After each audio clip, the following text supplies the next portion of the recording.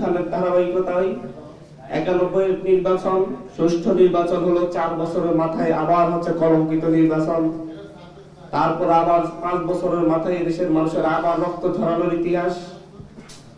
এভাবেই ধারাবাহিকভাবে আস্তে আস্তে 2007 গেল, 8 গেল, সেনা শাসন গেল, 16 বছরের দুঃশাসন, ফ্যাসিবাদী শাসন, গুম খুনের রাজনীতি, মানুষ হত্যার রাজনীতি এবং হচ্ছে অ্যাপলিটিশনের মধ্য দিয়ে এদেশের রাজনৈতিক দলগুলোকে গৃহবন্দী করে রেখে মূলত হচ্ছে এই দেশের রাজনৈতিক ব্যবস্থায় শেষ পেরেকটি মারা হয়, বাকশাল 2 কায়েম করা হয় অঘোষিতভাবে। এদেশের রাজনৈতিক অধিকারগুলো যখন হচ্ছে কেড়ে নেওয়া হয়, তখন সামাজিক আন্দোলন গড়ে ওঠে। আপনারা যখন 14 সালের পর থেকে রাজনৈতিক দলগুলো রাজপথে কর্মসূচি পালন করতে না পারছিল, তখন মূলত ছাত্রদের মধ্য দিয়ে, ছাত্রদের মাধ্যমে এদেশের মানুষ অধিকারের কথা বলে, সরকারের বিরুদ্ধে স্লোগান ধরে। 2015 সালের ভ্যাট বিরোধী আন্দোলন সরকারের মস্তক কাঁপিয়ে দেয়। 2018 সালের কোটা আন্দোলন এবং 2017 সালের কোটা আন্দোলন, 2018 সালের সড়ক আন্দোলন ফ্যাসিস্ট হাসিনার ভিত নাড়িয়ে দেয়। তার ধারাবাহিকতায় 2024 আসে।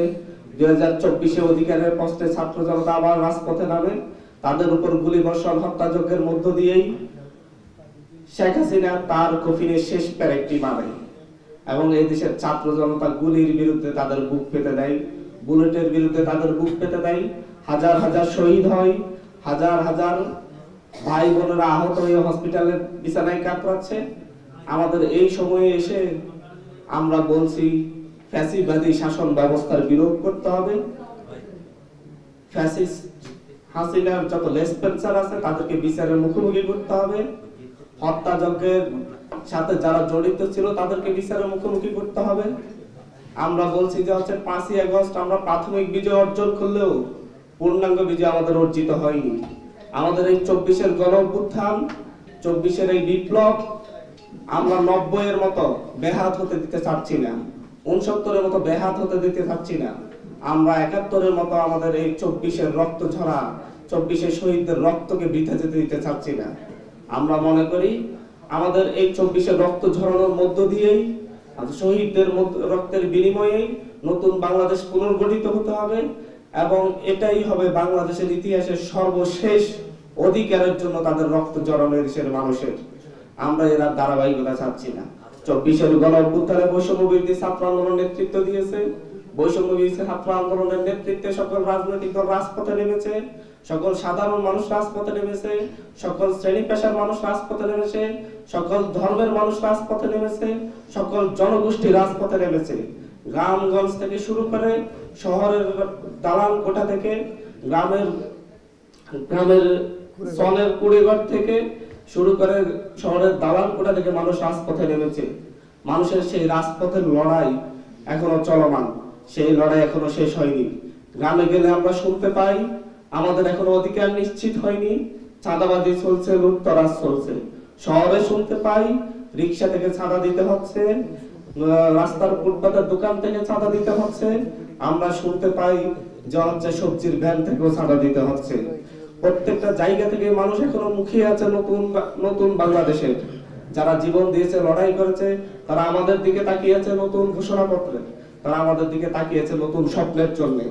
যেহেতু বৈষম্যবিরোধী ছাত্র আন্দোলনের দিকে তাকিয়েই, বৈষম্যবিরোধী ছাত্র আন্দোলনের ডাকেই, আহ্বানেই তারা বিশ্বাস রেখেছে, এদেশের মানুষ আস্থা রেখেছে, সেই আস্থার বহিঃপ্রকাশ তারা দেখতে চায়।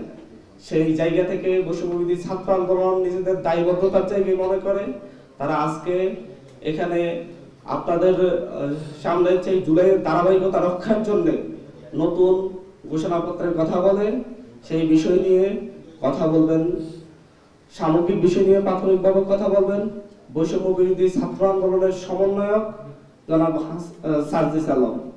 এখানে বলে রাখছি আমরা আজকে এই সংবাদ সম্মেলনটা হয়তো আমাদের এই সংবাদ সম্মেলনটা হওয়া উচিত ছিল 5ই আগস্ট শেখ হাসিনার পতনের পরই। সেই আমরা আজকে এই জায়গায় বসে আমরা 5ই আগস্টে সেখানে ফিরে যাচ্ছি।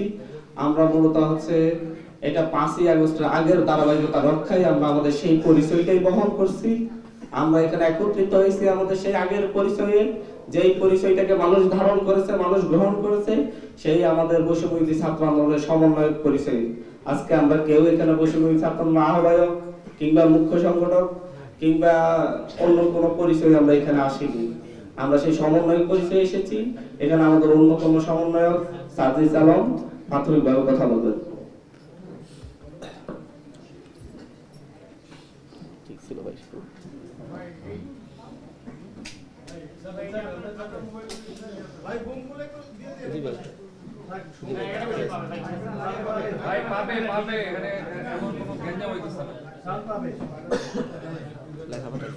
বৈষম্য বিরোধী ছাত্র আন্দোলনের অন্যতম সমন্বয়ক আব্দুল হান্নান মাসুদ।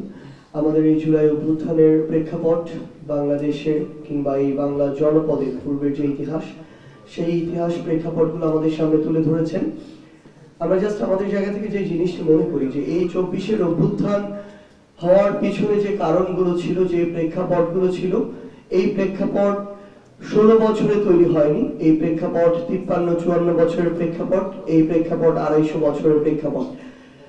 আমরা আমাদের জায়গা থেকে মনে করি যে বিগত 16 বছরে এই প্রেক্ষাপট তার সকল মাত্রা অতিক্রম করেছিল এবং নির্যাতন, নিপীড়ন, অন্যায়, জুলুম, ক্ষমতার অপব্যবহার, সিন্ডিকেট, চাঁদাবাজি, মানুষকে জিম্মি করা, খুন, হত্যা, সকল কিছু এই বিগত 16 বছরে মানুষের যে ধৈর্যের বাঁধ, সেই বাঁধ ভেঙে দিয়েছিল। এবং সবশেষে আসলে এই 16 বছর এর নির্যাতন, নিপীড়ন শেষে এই 24-এর অভ্যুত্থানে, এই 24-এর কোটা সংস্কার আন্দোলন একটি যৌক্তিক আন্দোলন, একটি ছাত্রদের আন্দোলন দিয়ে শুরু হলো, এটি 5 আগস্টে গিয়ে শেষ হয় একটি বিপ্লবে।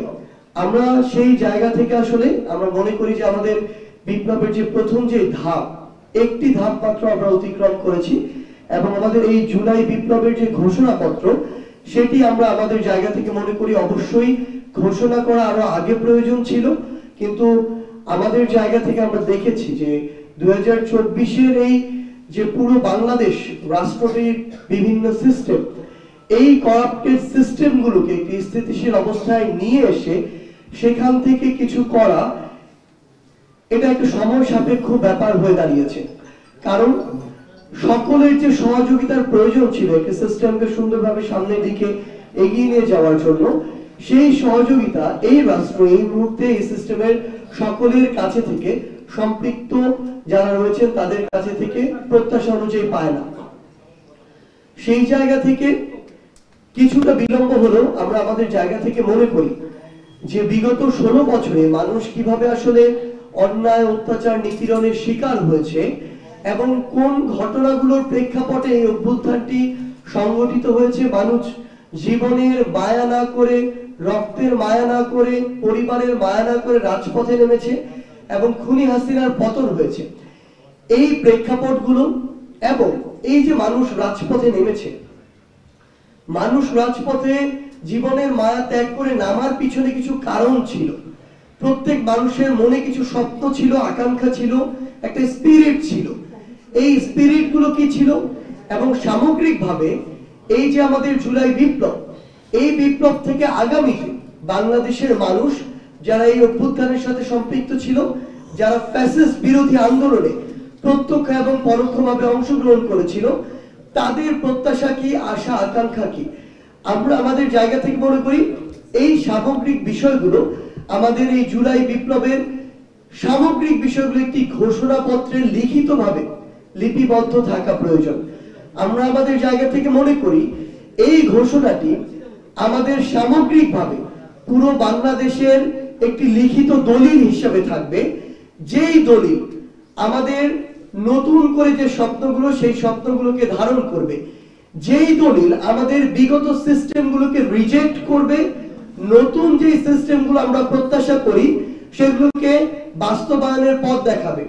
আমরা মনে করি আমাদের এই ঘোষণাপত্রটি বিগত যে সিস্টেমগুলো মানুষ আসলে তাদের জায়গা থেকে গ্রহণ করেনি এবং আগামীতে যে সিস্টেমগুলো মানুষ চায় তার মধ্যে পার্থক্যটি তৈরি করবে এবং আগামীতেও বাংলাদেশের মানুষের দায়িত্ব যারা ভোটের মাধ্যমে গ্রহণ করবে তাদের ক্ষেত্রেও এটি একটি নির্দেশিকা হিসেবে থাকবে যে কোন বিষয়গুলোর প্রেক্ষাপটে এই 24-এর বিপ্লবটি হয়েছে, কোন বিষয়টির প্রেক্ষাপটে এই 24-এর বিপ্লবের পরবর্তী নতুন আশা আকাঙ্ক্ষাগুলো তৈরি হয়েছে এবং মানুষ কি চায়।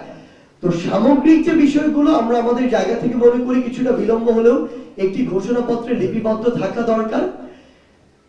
সেই বিষয়টি আসলে আমরা আমাদের এই প্রোক্লেমেশন অফ জুলাই রেভলিউশন আমরা সেখানে লিখিতভাবে লিপিবদ্ধ করব এবং আমরা এটি একটি খসড়া করেছি ইতিমধ্যে, এবং এখানে বাংলাদেশের যারা এই অভ্যুত্থানের সাথে সরাসরি এই আমাদের বিপ্লবের সাথে সরাসরি অংশগ্রহণ করেছে, বিভিন্ন রাজনৈতিক দলের, মতের, ধর্মের, বয়সের যারা মানুষ রয়েছে, তাদের কাছে তাদের বিভিন্ন জায়গা থেকে মতামত নেওয়া হচ্ছে, এটি সংশোধন, পরিবর্তন, পরিমার্জন করা হচ্ছে।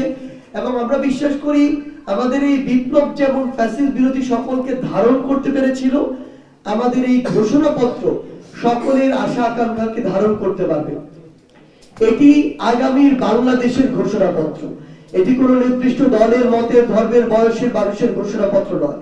যেমন ভাবে 24-এর বিপ্লবটি সকলের ঘোষণাপত্র ছিল, আমরা আমাদের জায়গা থেকে মনে করি বাংলাদেশের এই অন্তর্বর্তীকালীন সরকার যারা এই বিপ্লবের ফলে এসেছে, তারা থেকে শুরু করে যে সকল ফ্যাসিস্ট বিরোধী রাজনৈতিক দল একসাথে রাজপথে লড়াই করেছে, তাদের সকলের মতামত এবং সক্রিয় অংশগ্রহণের মাধ্যমেই আমরা আমাদের জায়গা থেকে আমাদের জাতীয় শহীদ মিনার, যেখানে একদম অফিসিয়ালি 6 জুন প্রথম আমাদের এই আন্দোলনটি শুরু হয়েছিল, সেখানে আমরা 31 ডিসেম্বর আমাদের জায়গা থেকে এই ঘোষণাপত্রটি একসাথে আমরা ঘোষণা করার একটি প্রস্তুতি নিচ্ছি। এবং এই সামগ্রিক বিষয় নিয়ে আমাদের এই মুহূর্তে বৈষম্য বিরোধী ছাত্র আন্দোলনের আমাদের এই বিপ্লবের অন্যতম সমন্বয়ক হাসনাত আব্দুল্লাহ তার জায়গা থেকে তার কথাগুলো উপস্থাপন করবে।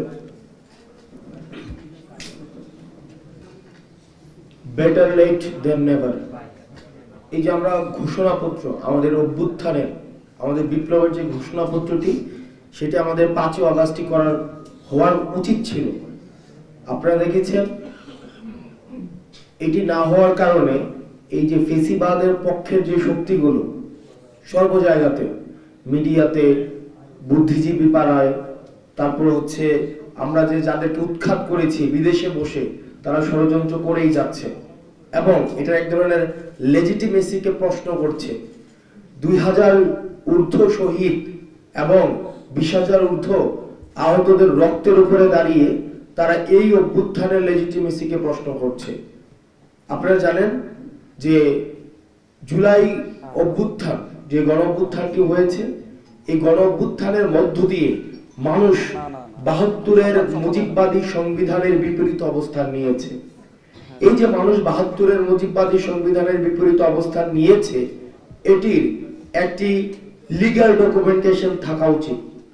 সেই জায়গা থেকে আমরা আগামী 31 ডিসেম্বর 2024 বেলা 3 ঘটিকায় ছাত্র জনতার উপস্থিতিতে 31 ডিসেম্বর 2024 এই যে 24-এর গণ অভ্যুত্থান, সেটিকে আমরা আমাদের যে গণ আকাঙ্ক্ষা যে আমাদের তৈরি হয়েছে অভ্যুত্থানকে ঘিরে, এবং মানুষ যে স্বপ্নে এই 72-এর সংবিধানের বিপরীতে গিয়ে মানুষ যে রাস্তায় নেমে এসেছে, সেটির প্রাতিষ্ঠানিক দালিলিক স্বীকৃতি ঘোষণা করার জন্য আমরা 31 ডিসেম্বর 2024 বেলা 3 ঘটিকায় ছাত্র জনতার উপস্থিতিতে শহীদ মিনার থেকে, যেখান থেকে আমাদের এক দফা ঘোষণা করা হয়েছে, ঠিক সেই জায়গা থেকে আমরা আমাদের প্রক্লেমেশন অফ জুলাই রেভলিউশন আমরা ঘোষণা করব। এবং এই প্রক্লেমেশন অফ জুলাই রেভলিউশনের মধ্যে আমাদের পরবর্তী বাংলাদেশের স্বপ্ন, আকাঙ্ক্ষা, অভিপ্রায়, লক্ষ্য এবং ইস্তেহার সেখানে হচ্ছে লিপিবদ্ধ থাকবে। এটি কোনো দলের কোনো প্রক্লেমেশন না, এটি নির্দিষ্ট কোনো শ্রেণীর প্রক্লেমেশন না, বরং আমাদের এই যে ঐতিহাসিক, যে আমরা প্রতারিত একটি প্রজন্ম, ঐতিহাসিকভাবে আমাদের যে স্বপ্নগুলো ঐতিহাসিক বিভিন্ন স্তরে স্তরে আমাদের বঞ্চিত হয়েছে, আমরা প্রতারিত হয়েছি, এই প্রক্লেমেশনের মধ্য দিয়ে আমাদের এই বঞ্চিতের ধারাবাহিকতা যেন আর না থাকে এবং আমাদের গণমানুষের আশা আকাঙ্ক্ষার যেন প্রতিফলন ঘটে, সেটির একটি ইশতিহার জনগণের সামনে, জাতির সামনে সেখানে ঘোষণা করা হবে। এবং ৭২-এর যে সংবিধানের বিরুদ্ধে মানুষ দাঁড়িয়েছে, মুজিববাদী চেতনার বিরুদ্ধে মানুষ দাঁড়িয়েছে, আওয়ামী লীগের এই যে ফেসিবাদের বিরুদ্ধে মানুষ দাঁড়িয়েছে, এই বিরুদ্ধে দাঁড়ানোকে সেখানে হচ্ছে আমরা চাই স্বীকৃতি দেওয়া হোক। আমরা চাই এই মুজিববাদী সংবিধান কবরস্থ ঘোষণা করা হবে। সেই যেখান থেকে এক দফার ঘোষণা দেওয়া হয়েছে, ঠিক সেই জায়গা থেকে মুজিববাদী ৭২-এর সংবিধানের কবর রচিত হবে। ঠিক সেই জায়গা থেকে আওয়ামী লীগ বাংলাদেশের প্রেক্ষাপটে একটি অপ্রাসঙ্গিক একটি রাজনৈতিক দল, যারা গণমানুষকে মানুষ হিসেবে স্বীকৃতি না দিয়ে নির্যাতন, নিপীড়ন, গুম এবং খুন এবং হত্যার যারা রাজনীতি করেছে, যারা জনগণের বিপরীতে, আশা আকাঙ্ক্ষার বিপরীতে দাঁড়িয়েছে, আমরা প্রত্যাশা রাখছি এই জুলাই প্রক্লেমেশন অফ জুলাই রেভলিউশনে এই নাৎসিবাদী এই দলটিকে সেখান থেকে বাংলাদেশে অপ্রাসঙ্গিক ঘোষণা করা হবে। এবং মানুষ যে স্বপ্ন নিয়ে এখন রয়েছে যে বাংলাদেশ একটি দীর্ঘদিন বাংলাদেশ একটি বিচারহীনতার সংস্কৃতির মধ্য দিয়ে গিয়েছে, আমরা চাই এই শহীদ মিনার থেকে প্রক্লেমেশন অফ জুলাই রেভলিউশনের মধ্যে বিচার নিশ্চিতের আমরা ইশতেহার ঘোষণা থাকবে। বাংলাদেশের প্রত্যেকটি প্রান্তিক জনপদ থেকে একদম শহর পর্যন্ত যারা ৫ই আগস্টে পূর্বে এবং ৫ই আগস্ট পর্যন্ত এবং পরবর্তী সময়ে আপনারা বাংলাদেশকে গঠন করার জন্য, বিনির্মাণের জন্য রাস্তায় নেমে এসেছিলেন, ঠিক একইভাবে আমাদের ৩১শে ডিসেম্বর আমরা শহীদ মিনার প্রাঙ্গণে আমরা সবাই আবার মিলিত হব এবং আমরা আমাদের পরবর্তী বাংলাদেশ বিনির্মাণের যে আকাঙ্ক্ষা, সেই আকাঙ্ক্ষা আমরা একসাথে ঘোষণা করব।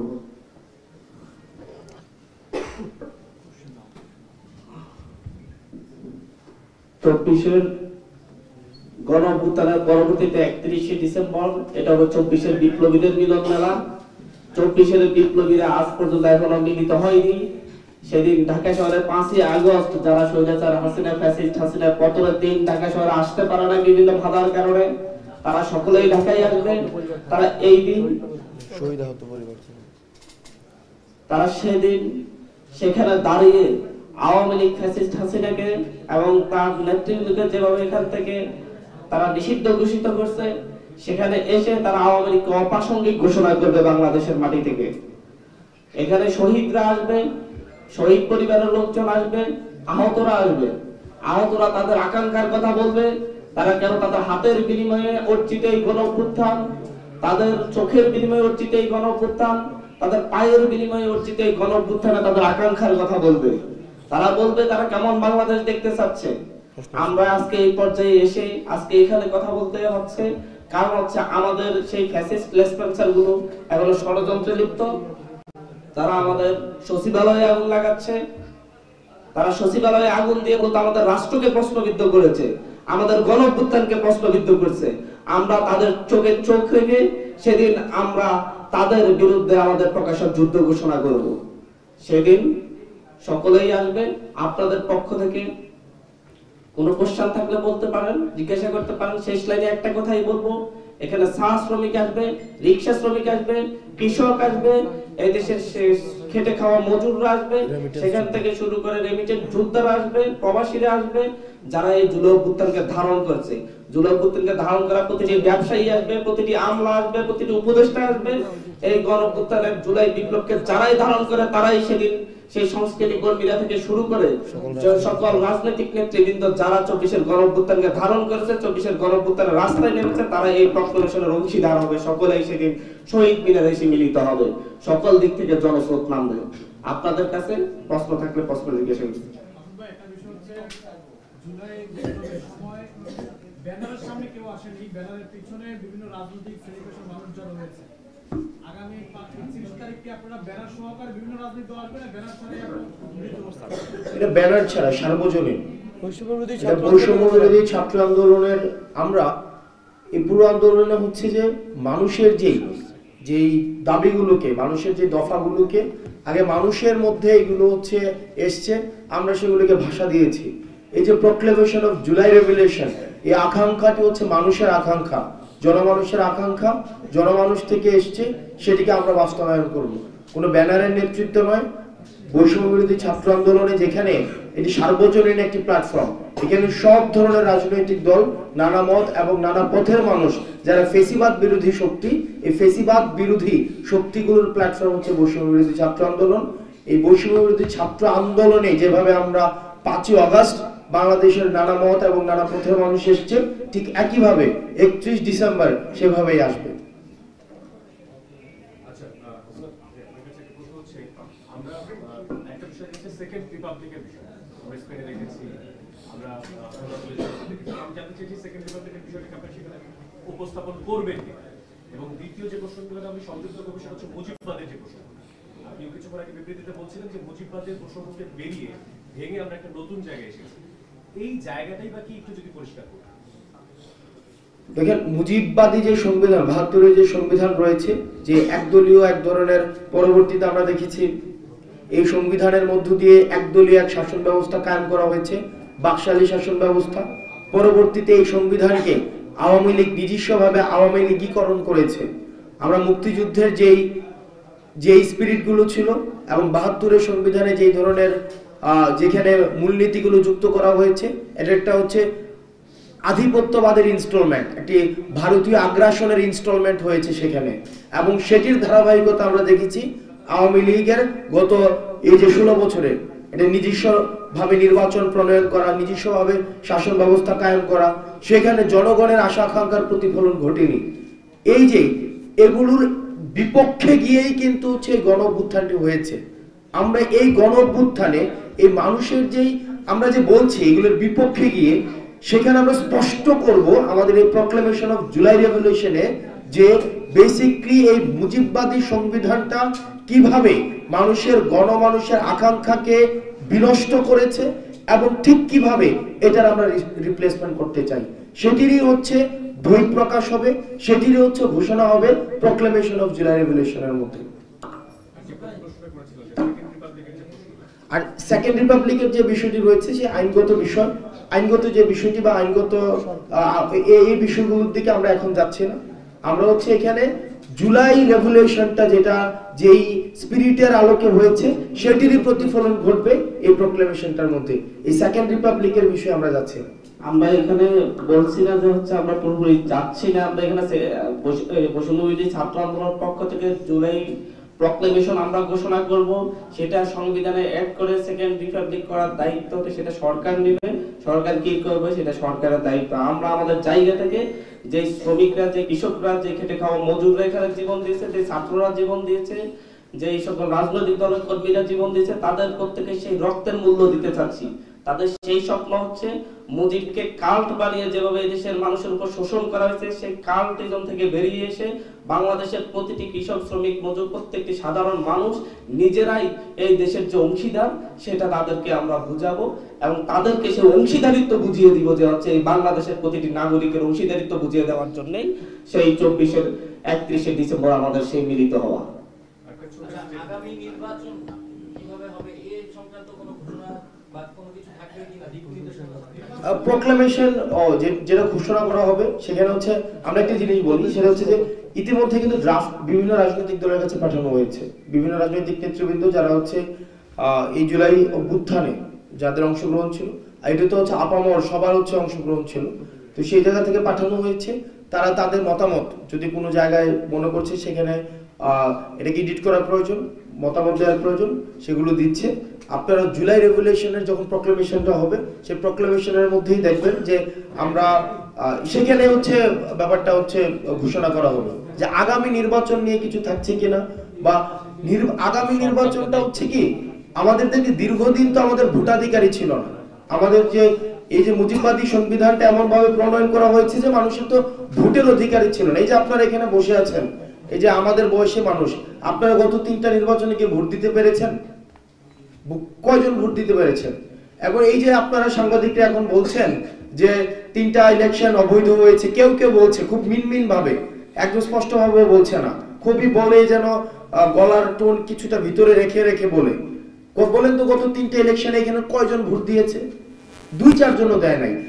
যে 2-4 জন দিয়েছে তারা আবার একটা দেয় নাই, তারা আবার অন্তত 25-30টা করে দিয়েছে, মানে যে 2-4 জন দিয়েছে। আর যারা দেয় নাই একবার এই দেয় নাই।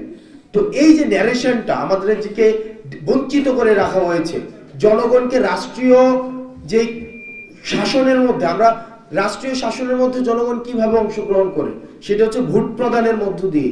এই ভোট প্রদান থেকে বঞ্চিত করা হয়েছে। এই বিষয়গুলো আমরা প্রত্যাশা করছি এই জুলাই রেভলিউশন আসবে। আর পরবর্তী নির্বাচন কাঠামো কিভাবে নির্ধারিত হবে সেটা আমাদের সংস্কার কার্যক্রম চলছে সকল রাজনৈতিক দলের মতামতের ভিত্তিতে। সেটি অবশ্যই সেই সংস্কার কাঠামোর মধ্য দিয়ে সেই বিষয়টি উঠে আসবে। আমি রাজনৈতিক বার্তা তৈরি কাজ করি, আপনি রাজনৈতিক দলের কথা বলছেন এবং সাথে গিয়েছে, এটি নির্বাচন সম্পাদন করা হবে পরবর্তীতে। জনমতটা আসলে কিভাবে নিলেন এই ঘোষণাপত্রে? জনগণের যে কথাগুলো থাকবে, জনগণের অধিকারের কথা থাকবে, সেটাই কালেকশনটা কিভাবে করা? যে মানুষের জনমত মানুষ 5ই আগস্ট দিয়ে দিয়েছে। মানুষ যে জনমত, আপনি যদি এই আন্দোলনের ধারাবাহিকতা দেখেন জুনের 5 তারিখ থেকে 5ই আগস্ট পর্যন্ত, যে দেখেন হাসিনা বাংলাদেশে থাকবে কি থাকবে না, এটা কি এখন নতুন করে জনমত নেওয়ার বিষয়? সেটার নির্ধারণ 5ই আগস্ট হয়েছে। মুজিববাদী সংবিধান পরবর্তী বাংলাদেশে প্রাসঙ্গিক কি না সেটা 5ই আগস্ট নির্ধারিত হয়েছে। মানুষ ভোটাধিকার পাবে কি পাবে না সেটা নির্ধারিত হয়ে গিয়েছে 5ই আগস্ট। যাদেরকে জেল, জুলুম এবং নির্যাতন এবং গুমের মধ্যে রেখেছে তাদেরকে মুক্তি দেওয়া হবে কিনা সেটি 5ই আগস্ট নির্ধারিত হয়ে গিয়েছে। মানুষের আশা আকাঙ্ক্ষার প্রতিফলন পরবর্তী বাংলাদেশে ঘটবে কিনা সেটির যেই জনগণ সেটির রায় 5ই আগস্ট দিয়ে দিয়েছে।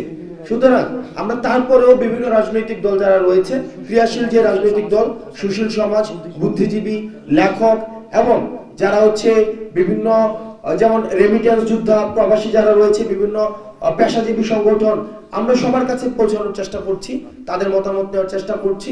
আমরা আবারও বলছি, এই যে আমাদের জুলাই অভ্যুত্থানের যে নেতৃত্বরা যারা রয়েছে, আমরা মানুষের ভাষাটাকে হচ্ছে আমরা রূপান্তর করার চেষ্টা করেছি। এই পুরো সময়টা মানুষ যেটা চেয়েছে সেটাকে হচ্ছে আমরা ভাষা দেওয়ার চেষ্টা করেছি। তো সেই জায়গা থেকে সেটির ধারাবাহিকতাই হচ্ছে এই প্রক্লেমেশন অফ জুলাই রেভলিউশন। মানুষের বিষয়টাতে গেল আর একটু আকর্ষণ এই সংবাদ সম্মেলনে আপনার বিরুদ্ধে একটা অভিযোগের বিষয় আমরা শুনছি এবং বিবিসি এবং এপির প্রতিবেদনের বরাতও দেওয়া হয়েছে। আসলে আপনি গতকাল দুটো পোস্ট করেছেন, এই বিষয়টা কি? এবং সার্জিস ভাইয়ের কাছে প্রশ্ন, আপনি খুব সম্ভবত পঞ্চগড়ে একটি বক্তব্যে বলেছেন যে বৈষম্য ছাত্র আন্দোলন এবং নাগরিক কমিটি কোনো রাজনৈতিক প্ল্যাটফর্মে যাবে না, কিন্তু এর আগে কিন্তু ফলো করে রাজনৈতিক প্ল্যাটফর্ম আসতেছে, এরকম কোনো বার্তা আসলে গণমাধ্যমে এসেছে। বিষয়টি যদি একটু ক্লিয়ার করা হয়, দুটি বিষয়। Thank you. আমার বিষয় ইতিমধ্যে স্পষ্ট করা হয়েছে, সুতরাং আপনি যে প্রেস রিলিজটির মধ্যে হচ্ছে আমার যে পুরো ঘটনা একটি গণমাধ্যম নিয়ে, গণমাধ্যমের সাংবাদিকদেরকে নিয়ে যেই আমাকে জড়িয়ে যেভাবে মানে যেই ইভেন্টটি ক্রিয়েট করা হয়েছে সেটির আদ্যপান্ত আমি সেখানে হচ্ছে বিস্তারিত ব্যাখ্যা করেছি। আর সার্জিসের বিষয়টি সার্জিস বলেন। আচ্ছা, পঞ্চগড়ে অ্যাকচুয়ালি যে কথাটা বলা হয়েছিল সেটা হচ্ছিল যে বৈষম্য বিরোধী ছাত্র আন্দোলন এবং জাতীয় নাগরিক কমিটি, এই দুটি যে আমাদের প্ল্যাটফর্ম, এই দুটি প্ল্যাটফর্মের কোনোটি রাজনৈতিক দল হবে না। বৈষম্য বিরোধী ছাত্র আন্দোলন পুরো বাংলাদেশের ফ্যাসিস্ট বিরোধী এই বিপ্লব যেটি রয়েছে আমাদের 24-এ, এই বিপ্লবের একটা ঐক্যের প্রতীক এবং এটা আলাদা একটা ইউনিক একটা আমাদের প্ল্যাটফর্ম। আমরা চাই আগামীর বাংলাদেশে যে কোনো এমন যদি প্রয়োজন হয় দেশ এবং দেশের মানুষের জন্য রাজপথে নামার, তখন আমাদের এই যে প্ল্যাটফর্মটি বৈষম্য বিরোধী ছাত্র আন্দোলন সেটি এরকম একটা ইউনিক এবং আমাদের ইউনিটির সিম্বল এরকম একটা প্ল্যাটফর্ম হয়ে থাকুক। এই প্ল্যাটফর্মটি কখনো রাজনৈতিক দলে যাবে না। আরেকটি কথা ছিল আমাদের যে জাতীয় রাজনৈতিক আমাদের জাতীয় নাগরিক কমিটি, আমাদের জায়গা থেকে যেটি বলা হয়েছিল এটি একটি রাজনৈতিক শক্তি, কিন্তু রাজনৈতিক দল হবে না। এখান থেকে জাতীয় নাগরিক কমিটি থেকে হতে পারে, বৈষম্য বিরোধী ছাত্র আন্দোলন থেকে হতে পারে, দুই জায়গা থেকে যারা আগামীর বাংলাদেশের তরুণ প্রজন্মের নেতৃত্বের জায়গাটিতে যেতে চায়, এবং আমরা বিশ্বাস করি অবশ্যই এই অভ্যুত্থানের ডিমান্ড হচ্ছে তাদের সেখানে যাওয়া উচিত, তারা নতুন কোন রাজনৈতিক দল যেটি আসছে এক বা একাধিক সেখানে তারা যুক্ত হতে পারে, কিন্তু এই দুইটি প্ল্যাটফর্মের নামে আগামীতে কোনো রাজনৈতিক দল হবে না। যে রাজনৈতিক দল এক বা একাধিক আগামীর বাংলাদেশে আমরা প্রত্যাশা করছি আমরা দেখব, সেটি অবশ্যই অন্য কোনো নামে হবে, এই বিষয়টি বলা হয়েছে।